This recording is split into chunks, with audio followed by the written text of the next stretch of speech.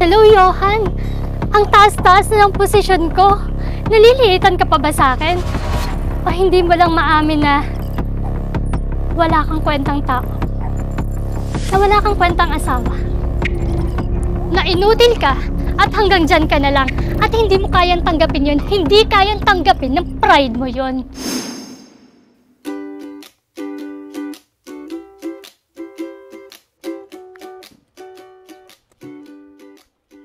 Oh, ano na Isa?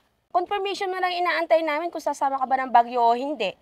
Kasi mahina ang biyahe. Tsaka hindi pa ako nakakapagsabi kay Johan. Hindi nakakapagsabi? Ilang linggo na yung plano ah.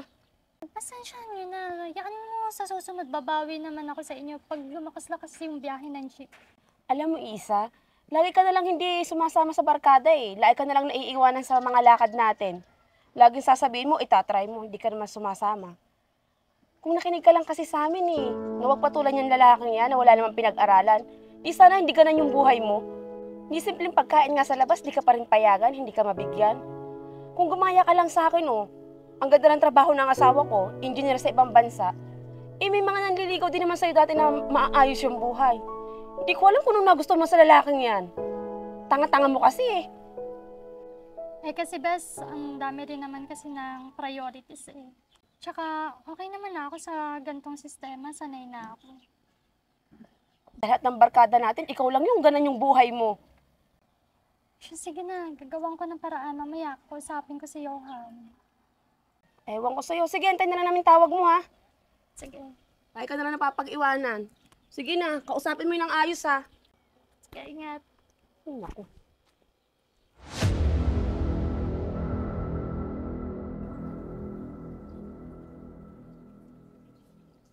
Pangga, kasi ka ba? Hindi naman. Kumain ka na ba? May gusto sana akong sabihin sa'yo eh. Ano yun? Pinuntahan kasi ako kanina ni Des. Outing namin sana sa Baguio. Ano sinabi ko sa'yo last time? Hihintay na kasi nila yung confirmation ka eh. Sa ngayon kasi, Pangga, pasensya na. Alam mo naman, maraming gastusin sa bahay. Tapos, isa pa nito, mahina yung kita ko sa pamamasada. Hindi ko sigurado kung makakasama ka eh. Pero huwag kang mag-alala, hayaan mo. Pag lumakas yung biyahe, ako na mismo magsasabi sa'yo kung saan tayo pupunta. Pangga, total, nakatapos naman ako. Gusto mo tulungan kita magtrabaho? Para naman makaipon tayo. Eh, paano yan? Sino mag-aasikas sa bahay? Tapos, yung mga anak natin, paano? Baka naman pwedeng ikaw muna, since mahina naman yung kasama. Sige, kung magugustuhan mo yung trabaho mo, edi, sige, susuportahan kita. Pero kung sakasakali naman na, alam mo yun, mapagod ka, pwede naman ako bumalik sa pamamasada eh. At saka, ayan, ganyan naman talaga ng mag-asawa, di ba? Nagtutulungan, tsaka nagsusuportahan. Sige, Pangga, maghahanap na ako sa online ha. Thank you, Pangga. Oo nga pala, kumain ka na dyan ha, may niluto ako. Ayan na, sabay na tayo. Tantayin kita ha. Okay, love you. Love you.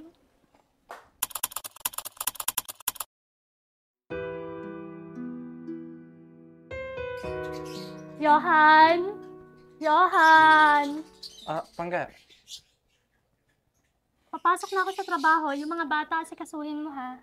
Tsaka yung isda sa ref ha, ikaw na magluto nun. Sarapan mo yung luto mo, yung mga bata nagre-reklamo eh. Mahal, dumating na pala yung bayarin natin sa ilaw. Hihingi sana ako sa'yo ng pangbayad. Ba naman yan? Sige mamaya, magwi-withdraw ko. Tsaka magdahan-dahan kayo ng paggamit ng kuryente ha. Pati sa pagkain, magtipid-tipid kayo. Mahal-mahal ng bigas ngayon.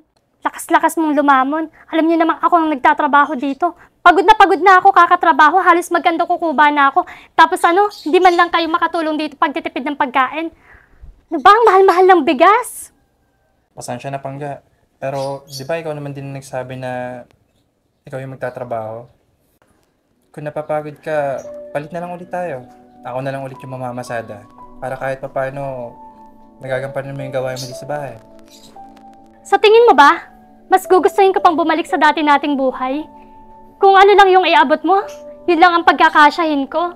Ang hirap-hirap mag-budget, no? Tsaka sayang naman yung pinag-aralan ko kung buburyuhin mo lang din naman ako dito sa bahay. Hindi ako katulad mo na walang pinag-aralan kaya wala kang nararating sa buhay eh.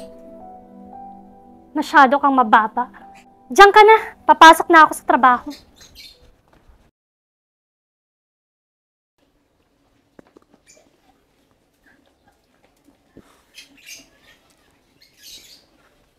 Kuya, bakit naman ganun si ate? Grabe kapag salitaan.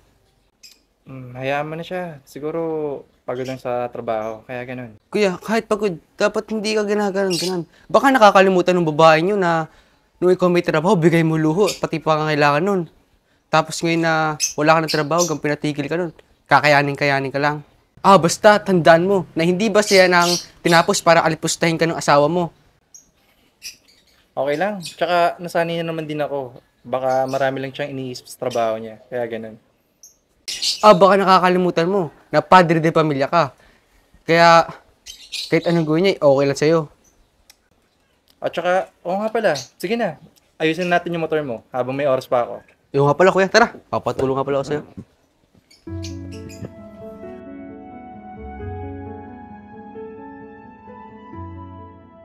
Johan! Pangga. Bakit namasada ka? Iniwan mo pa yung mga tiklopin, ilang araw na yun dun sa sofa? Hindi mo pa magawa-gawa? Pasensya na, Pangga. After ko kasi mahatid yung mga bata, dumiretso na ako sa pamamasada para kahit papaano dagdag kita. Sayang kasi yung biyahe kung hindi ko gagawin, di ba? Tsaka gusto ko lang kumita ng sarili kong pera. Nahihiya na rin kasi ako sa'yo eh. Nahihiya ka? Mas nakakahiya nga yung ginagawa mo eh. O baka naman ayaw mo lang talagang aminin na tinatamad ka sa mga gawaing bahay. Kasi nung ako naman ang nasa bahay, nagagawa ko naman ng tama eh. Tapos ikaw ano? Ilang araw yung tiklopin nandun? Hello, Johan! Ang taas-taas na ng posisyon ko. Naliliitan ka pa ba sa akin? O hindi mo lang maamin na wala kang kwentang tao? Na wala kang kwentang asawa? Na inutil ka at hanggang dyan ka na lang at hindi mo kayang tanggapin yun, hindi kayang tanggapin ng pride mo yun. Teka lang, Pangga ha. Di ba ikaw naman din nakiusap sa akin na ikaw magtatrabaho sa ngayon? Pero bakit ganyan ka magsalita? Ha? Ba't ganyan mo ako kung maliitin mo ako? Oo. Ang laki na itulong mo sa atin. Lahat ng utang natin, binayaran mo. Bilis natin, binayaran mo. Pero hindi naman ibig sabihin nun, binayaran mo na pagkatao ko. Hindi mo naman ako kailangan maliitin na ganito eh. Bakit? So ikaw yung nakakapag-provide, ganyan? Kaya gagawin mo sa akin lahat ng ito? May inaitulong naman din ako sa iyo ah. Ginawa ko yung best ko para kahit papaano magampanan ko yung pagiging tatay ko. Tapos ikaw ano? Kumita ka lang ng ganyan eh. Nagkaposisyon ka lang ng ganyan tapos ako gagantunin mo? Mag-asawa tayo oh. Dapat nagtutulungan tayo. Kung alam mo na sa lowest point ako, dapat iangat mo ko. Katulad ng ginagawa ko sa'yo noon. Bakit ang hirap isiksik sa isip mo noon? Na hindi porket wala akong pinag-aralan, iisipin mo na lang na wala akong kwentang tao. Ang laki naman din na itulong ko kahit papaano, di ba? Alam mo, kung ganito lang naman din ng ganito, maghiwalay na lang tayo. Kasi nakakapagod na eh. Ako inuunawa ka tapos ikaw, anong ginagawa mo?